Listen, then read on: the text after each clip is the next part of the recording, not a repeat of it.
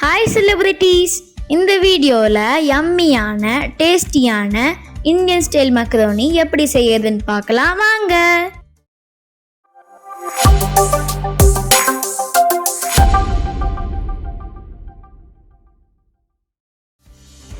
Indian style pasta செய்யறதுக்கு நாம் ஒரு கடாய் எடுத்துட்டு 1 லிட்டர் தண்ணி சேர்த்துக்கலாம். இந்த தண்ணியிலேயே 1/2 டீஸ்பூன் உப்பு, 1 டீஸ்பூன் ஆயில் சேர்த்துக்கலாம். இந்த தண்ணி நல்லா கொதித்து வரும்போது 1 கப் மக்ரோனி இதில் சேர்த்துக்கிறேன்.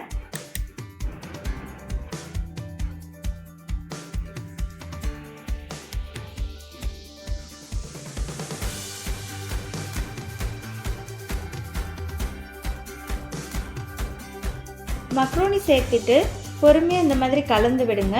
ரொம்ப கிளற தேவையில்லை. ஒரு 7லேருந்து 8 நிமிஷம் வரைக்கும் வெந்தால் போதும். அதுக்கு மேலே இது குக் ஆச்சுன்னா கடைசியில் நம்ம மசாலாம் போட்டு தாளிக்கும் போது குழஞ்சி போயிடும். அதனால் 7லேருந்து 8 நிமிஷம் மட்டும் வேக வச்சா போதும். பார்த்தா வேகாதது மாதிரி தான் இருக்கும், ஆனால் குக் ஆகிருக்கும். அதனால் நீங்கள் இந்த டைம் ஆன உடனேயே எடுத்து இந்த தண்ணியை வடிச்சிடுங்க. இந்த மாதிரி வடித்ததுக்கப்புறமா இதில் 1 டீஸ்பூன் ஆயில் சேர்த்து லைட்டாக மிக்ஸ் பண்ணி விட்டுடலாம். இப்படி ஆயில் சேர்த்து மிக்ஸ் பண்ணுறதுனால அது ஒன்றோட ஒன்று ஒட்டாமல் உதிரி உதிரியாக இருக்கும். இப்போ அடுப்பு பற்ற வச்சு ஒரு பேன் வச்சுக்கலாம். 2 டேபிள் ஸ்பூன் ஆயில் சேர்த்துக்கலாம். ஆயில் சூடான உடனே 1 பச்சை மிளகாய் பொடியாக கட் பண்ணி சேர்த்துக்கலாம். 1 டேபிள் ஸ்பூன் அளவுக்கு பூண்டு சின்ன சின்னதாக கட் பண்ணி சேர்த்துக்கிறேன். இந்த பச்சை மிளகாயும் பூண்டும் நல்லா வதங்கின பிறகு பெரிய வெங்காயம் 2 பொடியாக கட் பண்ணி சேர்த்துக்கிறேன். வெங்காயம் இந்த அளவுக்கு நல்லா வதங்கினதுக்கு பிறகு 1 டீஸ்பூன் இஞ்சி பூண்டு பேஸ்ட்டு சேர்த்துக்கிறேன்.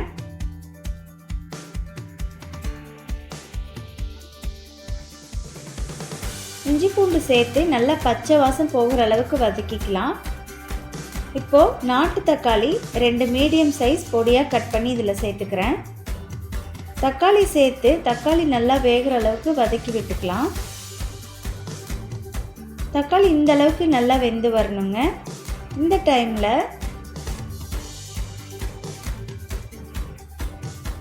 1/2 டேபிள் ஸ்பூன் மல்லித்தூள் சேர்த்துக்கிறேன். 1 டீஸ்பூன் ரெட் சில்லி பவுடர் வரமிளகாத்தூள் சேர்த்துக்கிறேன். இந்த பொடியெல்லாம் சேர்த்து நல்லா வதக்கி விட்டுடலாம். இப்போது 1/2 டம்ளர் அளவுக்கு தண்ணி சேர்த்துக்கலாம். தண்ணி சேர்த்து இந்த தக்காளி நல்லா வேக வச்சுக்கலாம்.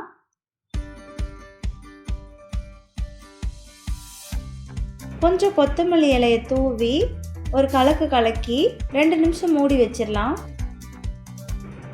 2 நிமிஷம் கழித்து தண்ணியெல்லாம் வற்றி நல்லா தக்காளி வெந்திருக்கும்.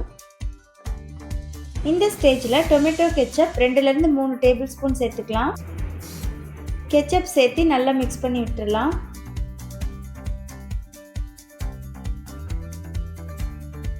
இந்த மசாலாவுக்கு தேவையான அளவுக்கு உப்பு சேர்த்துக்கலாம். 1/2 டீஸ்பூன் உப்பு போட்டிருக்கேன். 1 டேபிள் ஸ்பூன் அளவு பட்டர் சேர்த்துக்கலாம்.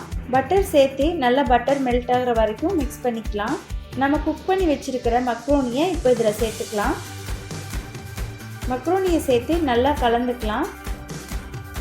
பொறுமையாக கிளறணும், இல்லைன்னா மக்ரோனி எல்லாம் உடஞ்சி போயிடும். மசாலெல்லாம் மக்ரோனியில் நல்லா கலக்கிற மாதிரி பொறுமையாக மிக்ஸ் பண்ணி விட்டுக்கலாம். நான் 1 டேபிள் ஸ்பூன் அளவுக்கு சீஸ் சேர்த்துருக்கேன். உங்கள்கிட்ட ப்ளைன் சீஸ் இருந்தாலும் இல்லை கார்லிக் சீஸ் எது இருந்தாலும் நம்ம இதில் ஆட் பண்ணிக்கலாம்.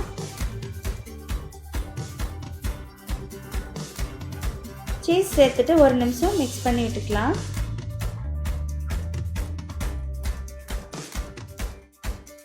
சூடான சுவையான மக்ரோனி ரெடி.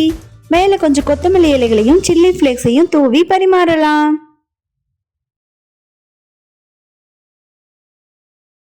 ஏய் கார்த்திக்குட்டி, என்ன இங்கே தூக்கிட்டு வந்துட்டியா?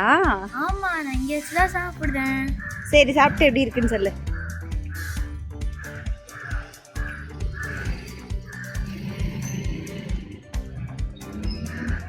இதில் போட்டுக்க டொமேட்டோ கெச்சப்பும் போடுற சில்லி ஃப்ளேக்ஸும் மசாலாவும் எல்லாம் சேர்ந்து ஒரு சூப்பரான டேஸ்ட் கொடுக்குறது.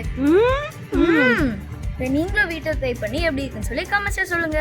வீடியோ பிடிச்சிருந்தா லைக் பண்ணுங்க, ஃப்ரெண்ட்ஸ் அண்ட் ஃபேமிலிக்கு ஷேர் பண்ணுங்க. மறக்காம எங்க சேனல் சப்ஸ்கிரைப் பண்ணி எங்களுக்கு சப்போர்ட் பண்ணுங்க. By celebrities. பாய்.